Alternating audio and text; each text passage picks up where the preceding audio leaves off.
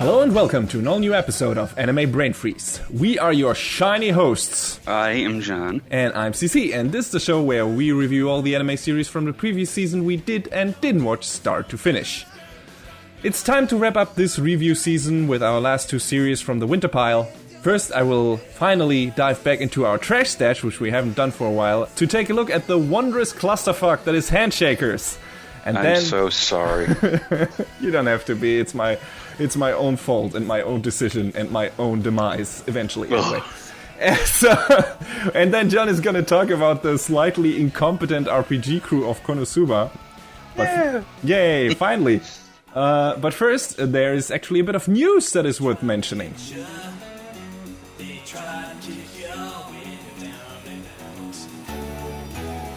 You were teasing me a moment ago. What is this news? So, I know we rarely talk about anime that, get announced and everything because, there are not that many details about the stuff, usually just with the announcement and everything. And it's like, okay, eventually these shows will pop up in our sneak peek and in our reviews anyway, so why talk about announcements?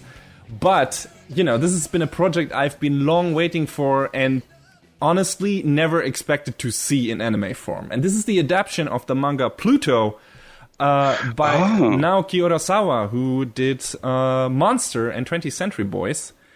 And Pluto is set in the universe of Astro Boy. It's based off a story from an older story from that series.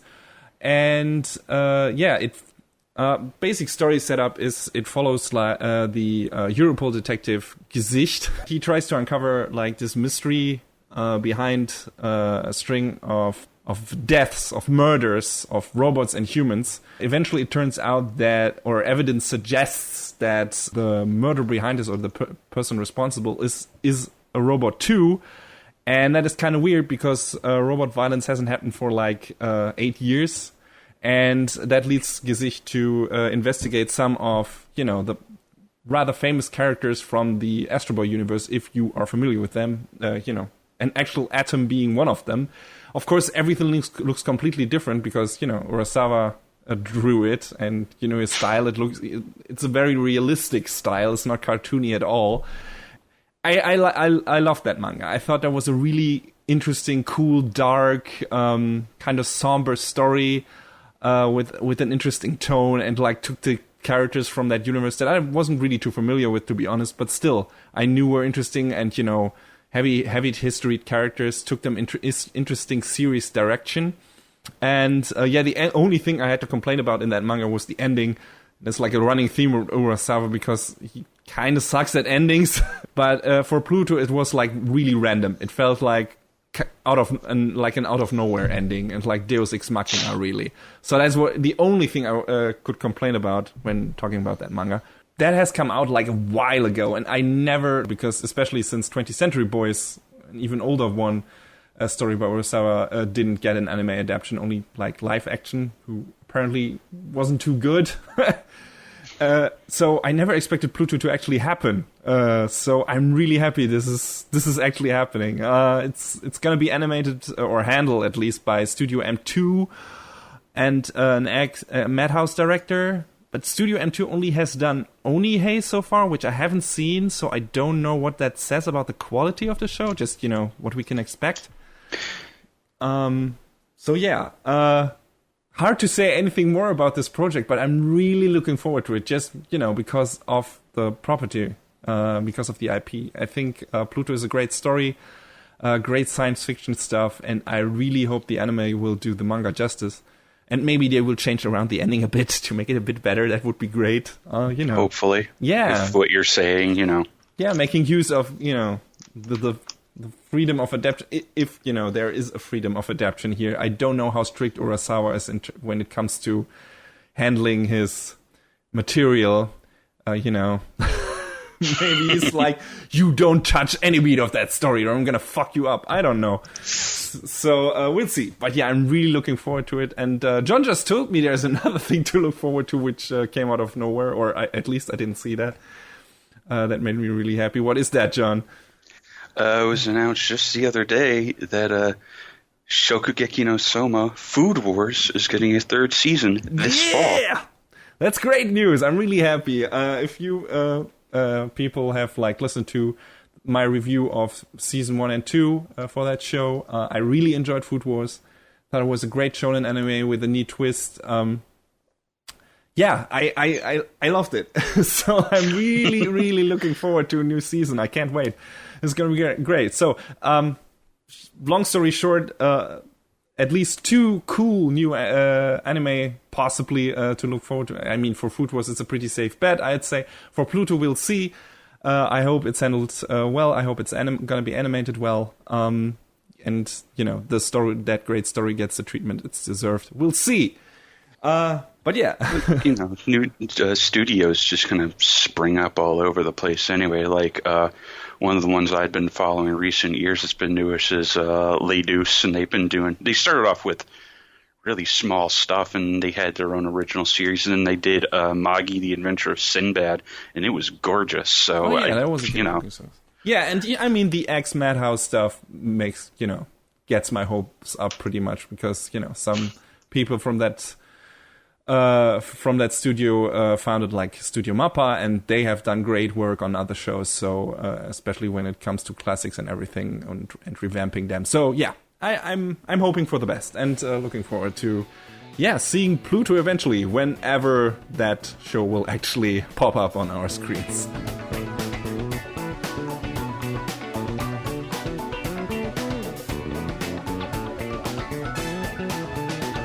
Kazuna is an ordinary boy who is very skilled when it comes to fixing machines and other mechanical things. When he accepts a special repair quest, it leads him to the lab of Professor Makihara and to the girl Koyuri, who is sleeping in a hospital bed in said lab. Suddenly overcome by his memories of his final moments at his sister's deathbed, he touches Koyuri's hand and wakes her up. This unleashes a force that transports both of them to a parallel dimension called the Ziggurat, and Tazuna receives the so-called revelation of Babel. Or Babel? What would it be? Probably Babel is in the Tower of Babel, because of religious symbolism. Alright, okay. I'm never sure with, the pronunciation of A in English, so we'll see. But thanks for answering that. Anyway, a mysterious voice tells Tazuna that he must overcome many battles and trials, and that he now wields the power of a hand-shaker. As Makihara-sensei explains later, hand-shakers are meant to fight in teams of 2 and charge each other's powers by holding hands. Well, that begs the question, shouldn't it be hand holders then? I don't know. Anyway, maybe they were going for handshakers because when you form a contract or an agreement with someone, you shake their hand. I don't know. Maybe. But it's really about holding hands here. This is the important thing. So it's weird. But yeah, this enables them to create weapons called Nimrods and fight other handshakers to eventually reign supreme over the Ziggurat dimension and challenge the presumed origin of the mysterious voice, God. I mean, why not? To fulfill their biggest wish, which sounds a bit like fate in my opinion.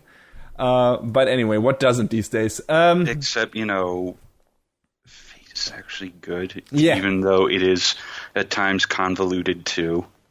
And the Studio Dean version aside looks actually good too. So. Yeah, I mean...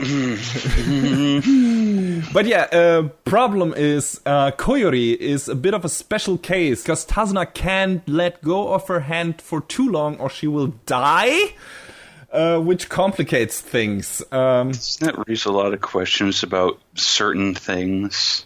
Yeah, sure. Yeah, questions are raised, questions are answered, at least some of them.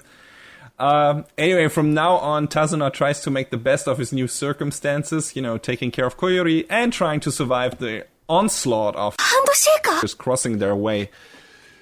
So yeah, initially I didn't bother to take a look at the series because the story summary didn't sound promising at all, for a good reason. But John's glowing recommendation during our last sneak peek got Don't you throw this on me. Well, I have to. Partially on you and partially on Jacob Chapman, because I read that review and that also sounded fantastic. So... Yeah, I was just quoting him when he said, you need to watch the first episode just to witness how bad it is, and then you can drop it like a bad habit. But Which this guy here went the extra mile. Oh, no. Yes, because I am an idiot, which has been testified many times over. Anyway, let's not beat around the bush anymore. This is a clusterfuck of bad choices, and the most glaring bad thing about the show is its hideous, almost nauseating combination of 2D animation and CG imagery. Yeah. I mean, John, you also watched the first episode, so you know how bad this gets. So the 2D animation itself is not inherently bad, I would say. I mean, I would argue that there were a lot of points in that first episode where it didn't look great, but, Yeah, but there are some... there's some really flashy battle sequences that, just from the 2D aspect alone look pretty cool. Just in terms of traditional animation, I think, some nice perspectives, weapons clashing, some neat angles, characters moving around other characters and stuff like that. Some zoom-ins. Just in terms of traditional animation, it looks fluid in certain parts, and it doesn't look too bad. I think the biggest flaw on the 2D front is like the weird bright coloring and shading. Oh my god, it was making me nauseous how weirdly the colors clash together. Yeah, everyone looks weirdly shiny. Some of the colors are overly bright. Others feel weirdly muted, which make the characters look way too samey in certain parts. Hey, this character's supposed to have brown hair, right? Yeah. Just slap a little chromatic aberration on there so it looks like a fucking rainbow. No, don't do that! And I would accept that if that only happened in the ziggurat dimension. It's like, okay, this is the distorted dimension that also distorts colors, everything. But no, that also happens in the real world, so... It's a constant thing. It's like, guys, color theory. Yeah, it's super weird. But the biggest offender, once again... is the 3D CGI work in the show. So pretty much all the environments in this series are CG. This has exactly one and only one advantage, and that is the freedom of camera movement during action scenes, which can also be a detriment, but we'll get to that. The show actually makes a lot of use of that, and which is something I usually generally appreciate. Like in shows like Tales of Systeria, Taboo Tattoo was something where I like that. I think another one, the only good thing I can say about Berserk probably is how, for the most of the time, the show uses its camera because of the CG. The problem is that the CG in the show looks so jarringly dated and different from the 2D animation that those two styles constantly clash in the most irritating and flabbergasting way possible. Pretty much all the CG looks like PS1 full motion video render movie stuff. There is no elaborate cel shading at work here that might help making the CG and 2D animation match up better. And it's not only the environments. Same goes for the weapons, the debris, the explosions. Oh god, the explosions. Are we talking like on the same level as, dare you say, a Mighty Number 9's pizza explosions? Yeah, pretty much. God. Yeah. Also the environmental effects. There are weird light rays everywhere that stick out. There's super cheap lens flares, like, I don't know, moving across the screen. Half of the show looks like J.J. Abrams got drunk or high and decided to direct anime for some reason. I don't know. And while I, like I said, appreciate some cool dynamic camera movements, the horrible mismatched animation styles in the show make the fights hard to watch. Like, at times, really hard to watch. There's so much ugly, cluttered, and wonky shit happening on screen that doesn't fit together. Like, the frame rates constantly clash. There are weird, shaky cam movements that don't work a lot of times in a lot of scenes. Let me promise you this. You probably haven't seen anything like this in anime before, and it's a miraculous sight to behold.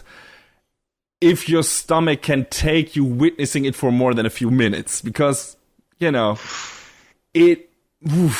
can, like John already mentioned, it can get nauseating. Because there's so much movement, which is not inherently bad, like I said. But, combining that with the mismatched animation styles and the sometimes shaky cam and everything, it jumps in your face and tries to rip out your eyes at certain times. It doesn't work. If you saw some of the other shows done by GoHands, the studio behind this masterpiece, like Coppelion or K Return of Kings, you can already see some of that design and hints of where they were going in those shows. But boy, did they walk down the most hilarious wrong-headed path with the direction and design in this one. Like, they took it, like, to the extreme, like, in the worst way possible. Like, Coppelion, I felt like, even if the story was kind of a jumbled mess, it at least looked presentable. Yeah, exactly. And then you look at this, and it's like, is this really the same studio? You had 3D environments in Coppelion, but it was much more dialed back and much more presentable. Like, it was watchable. It looked good in a lot of parts. And in K Return of Kings, I only watched like 1 or 2 episodes because the characters and story were really blah.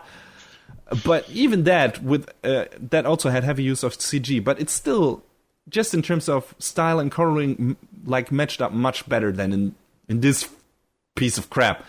And I mean, so nothing holds a flame to GoHands' crowning achievement of animation, and that is everybody's favorite Seito Kaiyaku Indomo.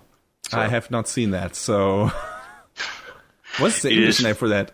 You know, I'm not sure, but it's basically about a bunch of girls in high school, and they have very filthy minds, and that's the conceit of it, that, you know, it's humor based on, like, very dirty humor. And there's this one character, Suda, who plays the eternal straight man for them. Okay, great. It's goofy, but it's fun.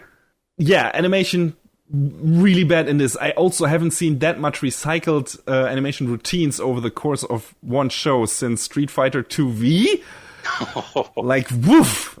Especially those CG shots that have like these huge, these long panning shots with the fluid camera and everything. Like, they use that a lot of time. It's always like, okay, this took us way too much time to make, and we couldn't make too many variations of that, which I thought was exactly the point of using CG, to, you know, being able to move a camera in different ways and everything. And I don't know.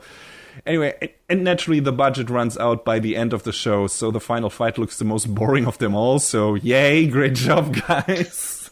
Unless your name's Trigger and you pour 40% of your budget into one episode. Yeah, no, they didn't do that. Not even the initial one.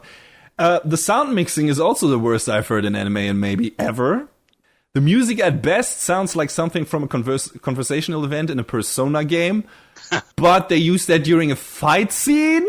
So, no, don't do that. That doesn't work. And at worst, okay. Yeah?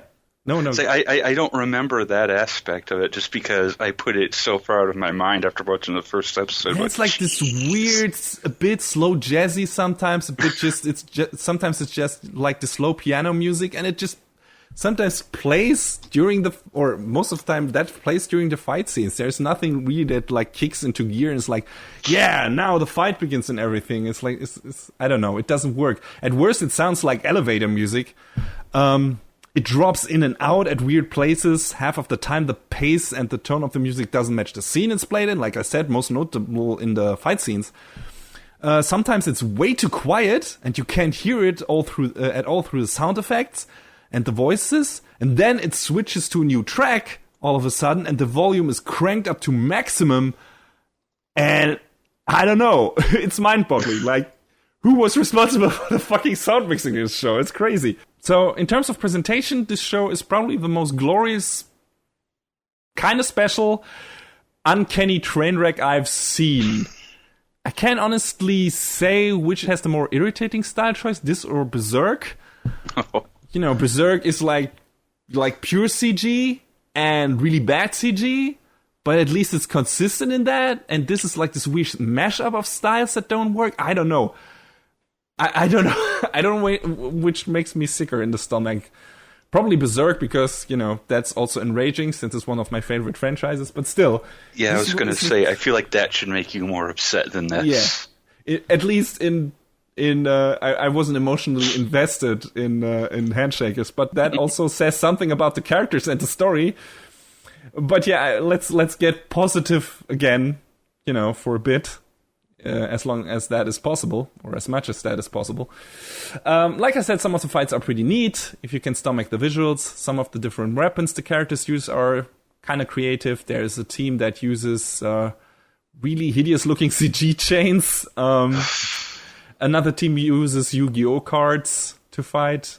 The rest uses some nice sword variations. It's not too bad. Like, it's some pretty neat designs here and there.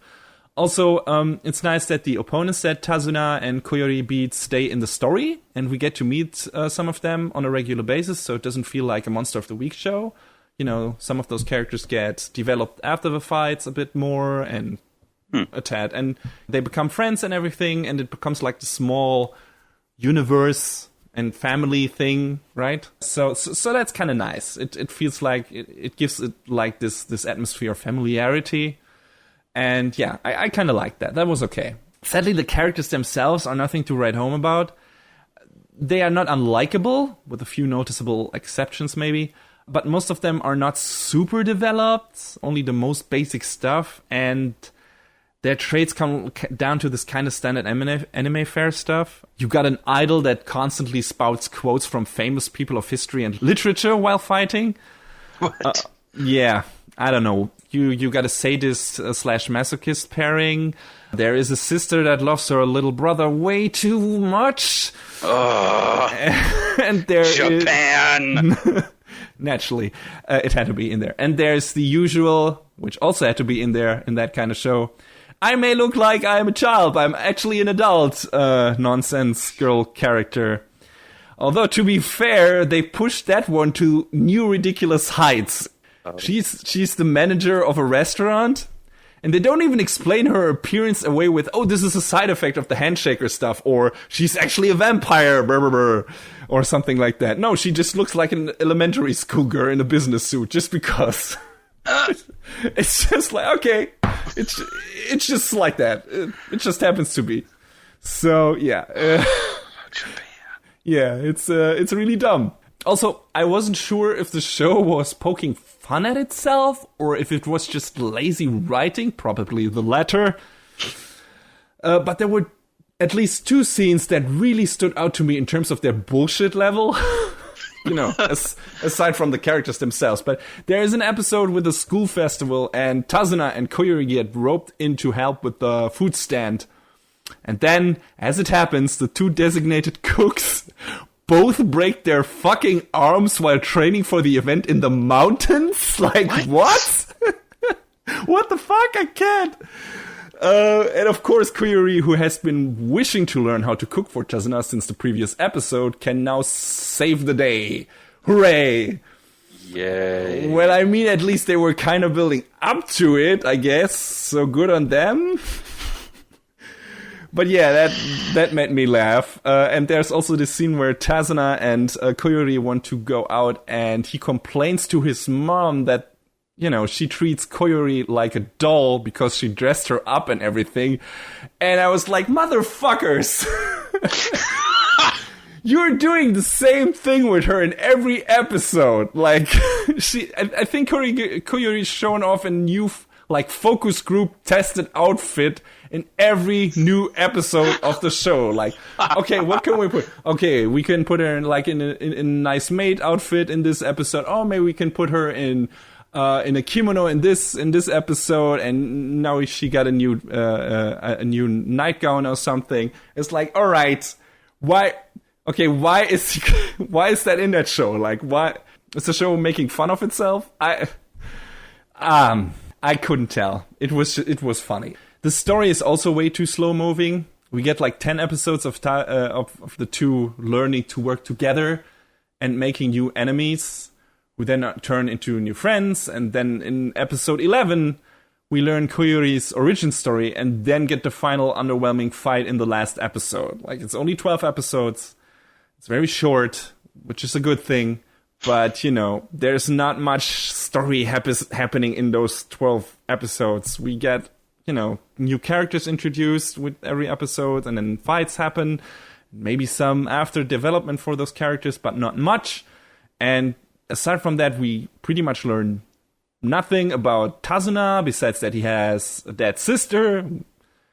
We learn nothing about his parents that he still lives with, besides seeing them in a few scenes. We learn nothing about Koyuri except for the past, last few episodes, and that's also kind of a weird origin story that isn't really resolved. Speaking of resolution, the show also ends on a major cliffhanger. Oh, good. With a lot of unanswered questions, and I doubt we'll get a second season. I don't think that... Was that show a huge success? I don't think so. I think the start, I don't know, pushed a lot of people away. I'm looking at the ratings on Anime News Network, and they're not good. Yeah, exactly. So I doubt we get a second season to this, and we still don't know, where that dimension comes from. It's already hinted at that, it's not God that stands at the top of Ziggurat, because there's a character introduced pretty much in the final scene of the last episode that's come for me next, blah blah blah. And so we don't learn what happened to Koyuri's parents, which is a pretty big... I mean, you can guess what happened to them, but it's a pretty big deal in terms of story development and everything. So, yeah. There are a lot of unanswered questions, and I don't think we will get answers to them anytime soon. So maybe it's for the best. Yeah, probably. So, yeah. A visually appalling clusterfuck that doesn't get crazy enough in the story department to merit watching more than one episode for, novelty's sake. If Goen's had used more streamlined character designs and, CG environments that looked like actual 2D anime stuff, for example, like the new Dragon Ball FighterZ game does, if something interesting actually happened in the story, this could have turned out to be an entertaining action fest. But like this, to say it with the main protagonist's favorite words, it just doesn't mesh.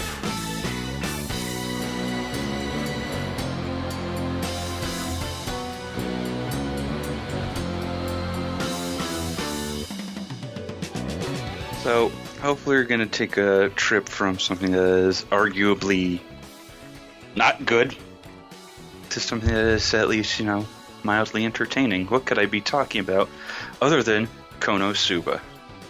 Mildly entertaining? You told me this was an hilarious show. I mean, I thought it was hilarious, but, there are opinions on this, apparently. But let's talk about the plot. So, KonoSuba is all about Kazuma Sato. He's shut-in who does nothing but stay at home, playing video games, watching TV, and reading comics. I can already relate. One day, he leaves the comfort of his room to go buy a new game. That's all you do. That's all you do. He witnesses a girl about to be hit by a truck, and he shoves her out of the way, saving her life. Or so he thought. So it turns out this truck was really nothing more than a slow-moving tractor that didn't even make impact, and instead of living on as a hero, Kazuma dies of shock. So our would-be hero meets with a horrible, terrible end right out the gate. And it's not even noble like in Yu Yu Hakusho or anything. It's not even close to being noble. Though I'm pretty sure that that's exactly the show that opener is making a parody of, right? It sure sounds like it, because that's exactly how Yu Yu Hakusho starts. More or less, yeah. Yeah. So when he reaches his final destination, Kazuma is greeted by this goddess named Aqua. And of course the first thing she does is berate his death. What a kind goddess. Mm-hmm.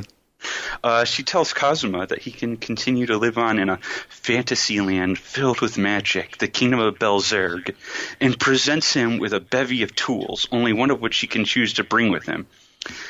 In a snap decision, Kazuma decides to give Aqua a taste of her own medicine and chooses to bring her along. But, it turns out living in a fantasy world isn't all sunshine and roses, as the two have to find, ways to make ends meet, be it with manual labor or taking on jobs at the Adventurers Guild.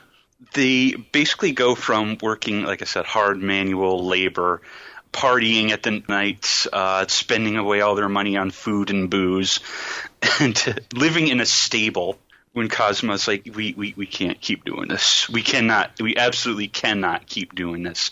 So, they start their RPG-like adventures, going out, fighting monsters and whatnot. And it's not worded as such, but essentially leveling up, learning skills. They basically frame it such that the characters seem like they can learn skills from other characters. It's like almost like everyone has a shared skill set, which is kind of a neat idea and concept. And as they're going along, they meet a gallery of very unique characters, such as Megumin, an arc wizard with just very much delusional tendencies. How so?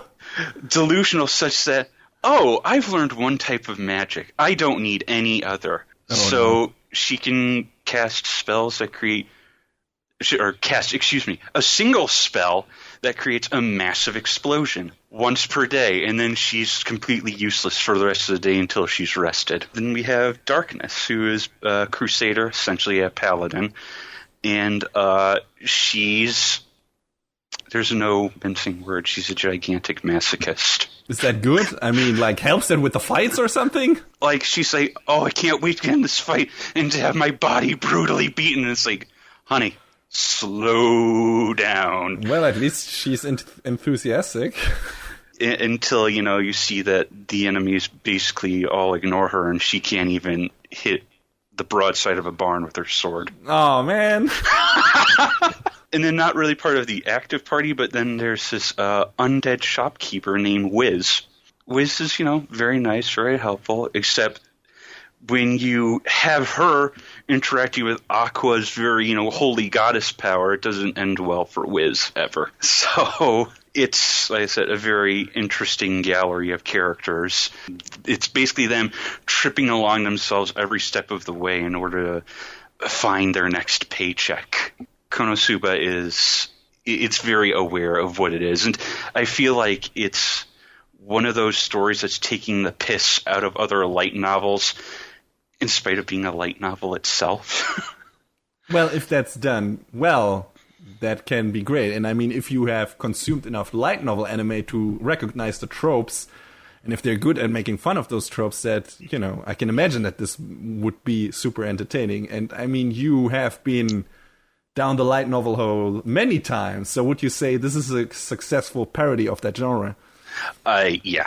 I would say it's very much a good parody of the whole isekai nonsense that just it started and it'll never can stop.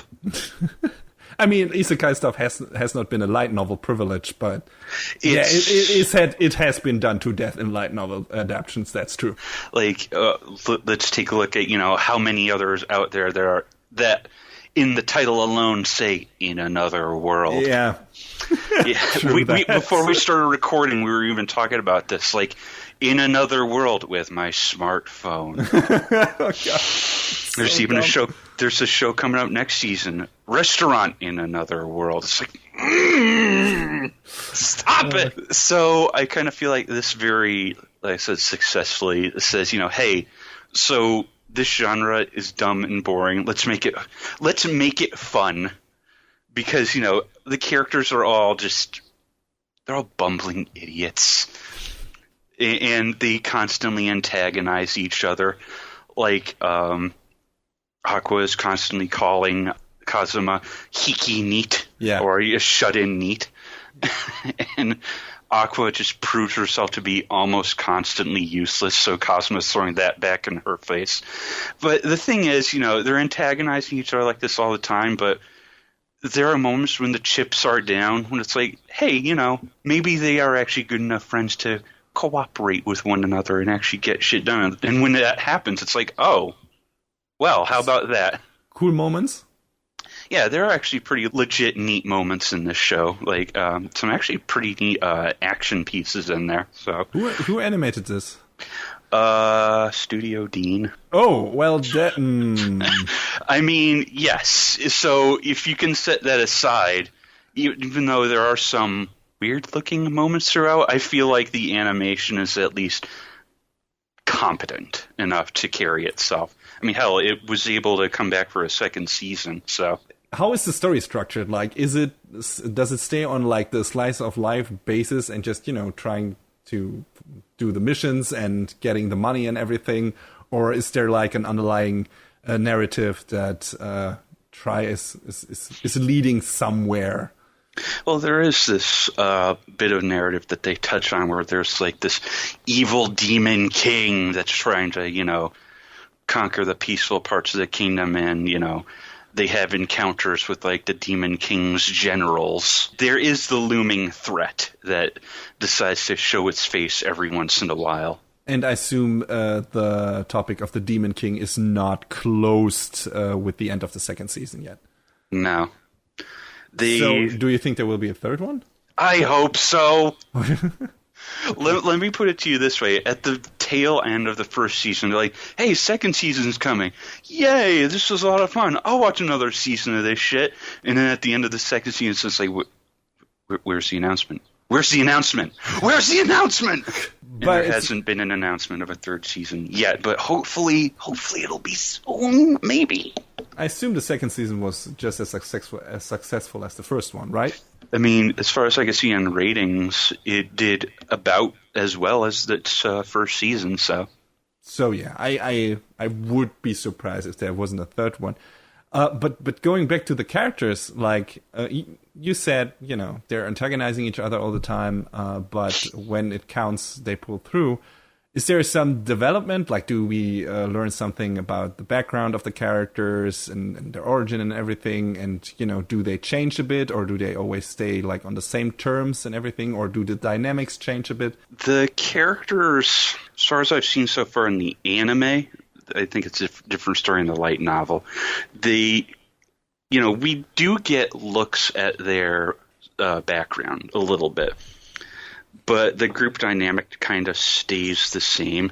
I think there are some dynamics that try to change in the light novel, but, since a lot of this is played for comedy, I think it doesn't quite pan out the way the characters hope.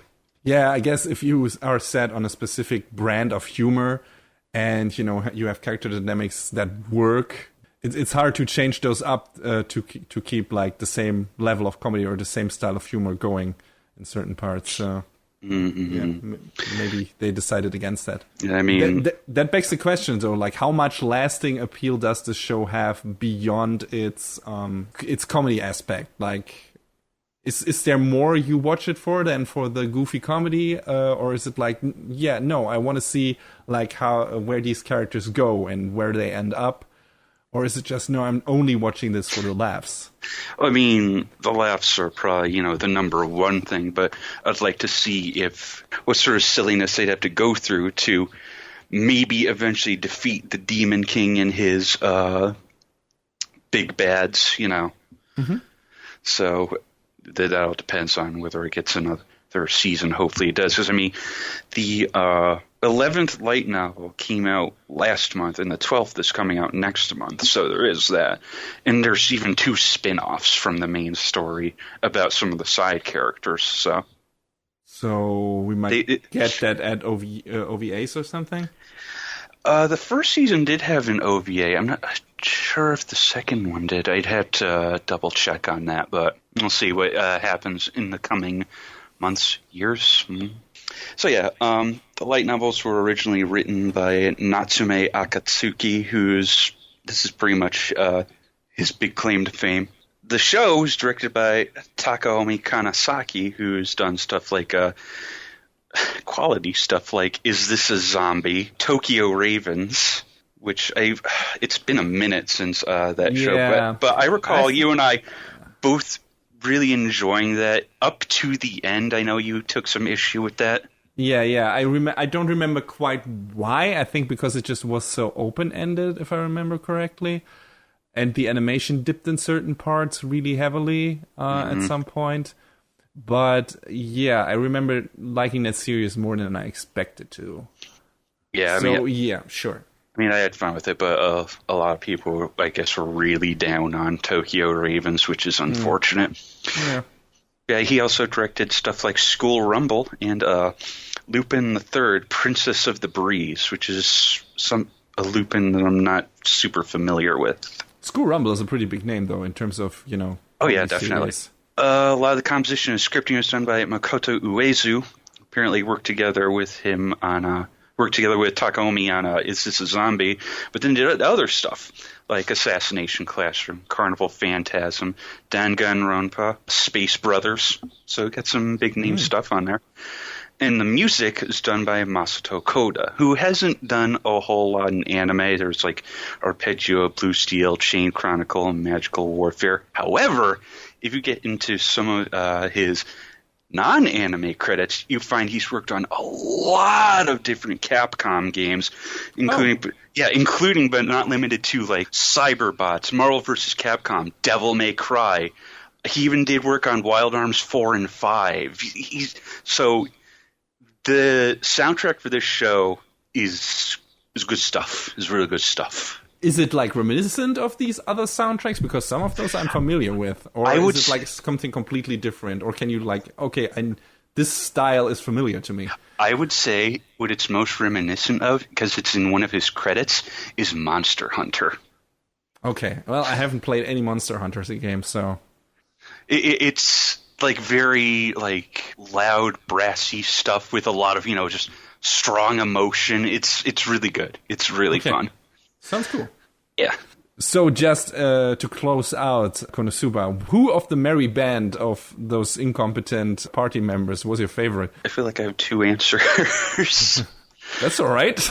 I like Kazuma just because, because of how unceremonious his end was, and just how he's trying to cope with this new nonsense that's going on around him, because he thinks, oh man, I'm in this fantasy world, I can be all super cool and whatnot, and then the reality hits him that, so I like that, you see that he sort of understands his own hubris very easily. My other favorite is probably Megumin, because she's best girl. You have to give a reason for that. You can't just utter the phrase best girl and think you'll be done with it, right? I mean... Come on. Okay, all right. I just like that, she's like, I think I can be very single-mindedly in my chosen discipline, and that is the thing that undoes her very quickly. And in spite of that, it seems like there are times where she's the most level-headed. Is she kind of a slacker, or is she just, no, I really believe I only need this? She really believes she only needs explosion magic. Like she really, truly believes it. Is she like, this is the most efficient way to be a mage in this game? Okay, right. That's a bit misguided, yes. But sure, yeah, it sounds like she's a fun character. So, closing words on KonoSuba from your end. It's a fun show. You're sick of seeing all of these light novels that take themselves super seriously. All right, we have come to the end of Winter Season 2017, at least review-wise. But that also means there's something we have to do.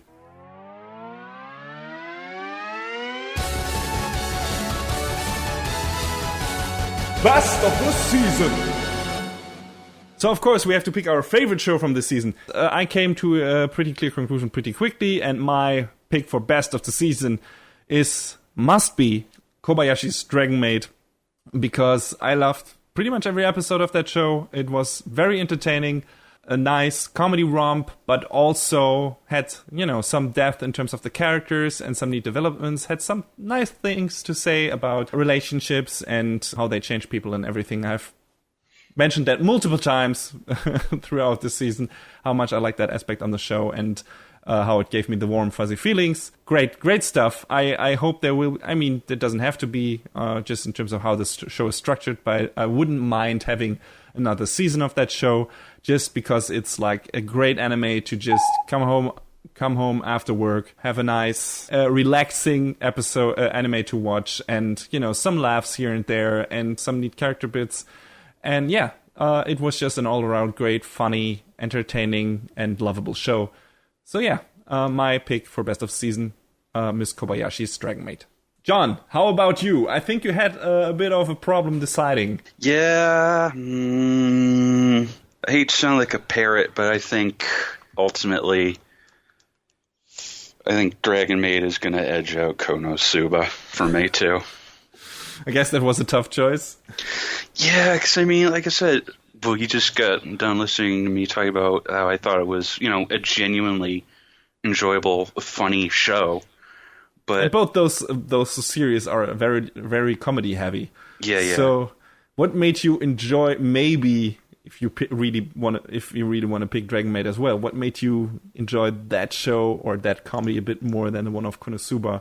Or in what way did it edge out KonoSuba?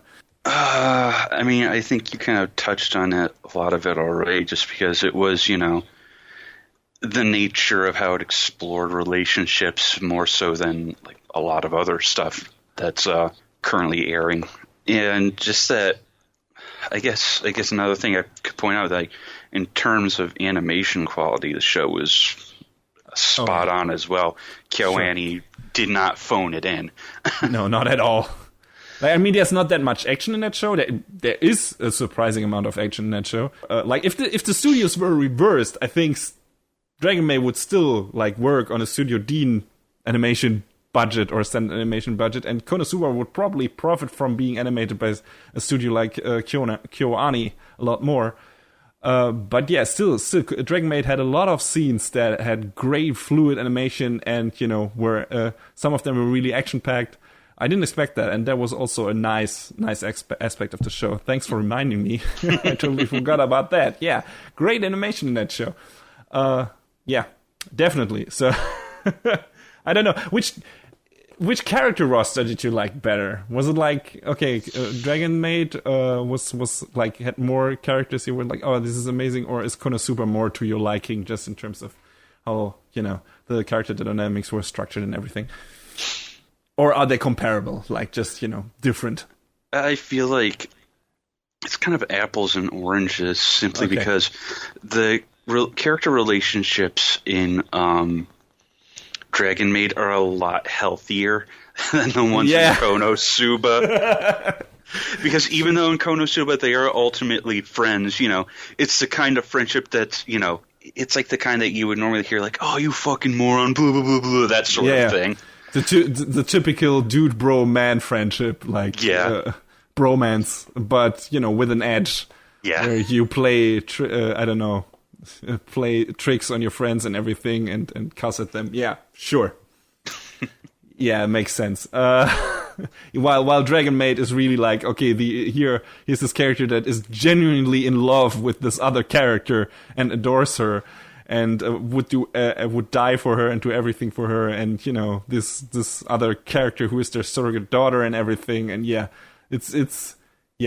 guess you got a kind of weird but functional family on the one side and a very much dysfunctional family on the other side. So I mean, each has its merits, so I understand why you would have trouble deciding. But yeah, okay. I assume you're still happy with your choice, though. Yeah. All right. I hope next season will give us an equal amount of good shows to pick our best of the season choice from. You, dear listeners, will learn soon enough. We'll be back whenever when do the new episodes hit? Is it next week? Next Saturday shows start. So yeah, of course we're gonna do our new episode after we got at least one episode of each show we are interested in.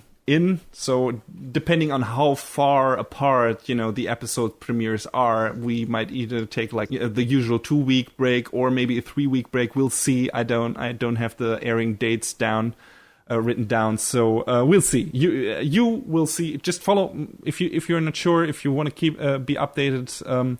Just follow us on Twitter. Usually we do tweets when an episode gets delayed or anything.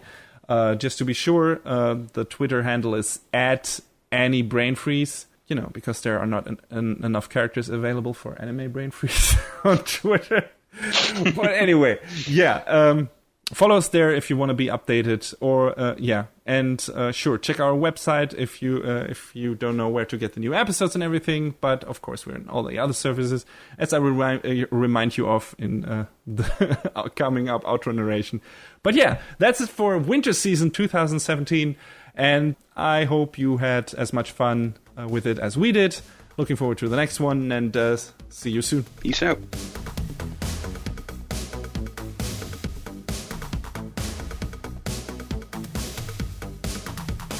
And that is a wrap on the 32nd episode of Anime Brain Freeze. All the music in our show is from the Double Dragon Neon soundtrack by the amazing Jake Kaufman. Please go to vrit.bandcamp.com and check out his awesome work.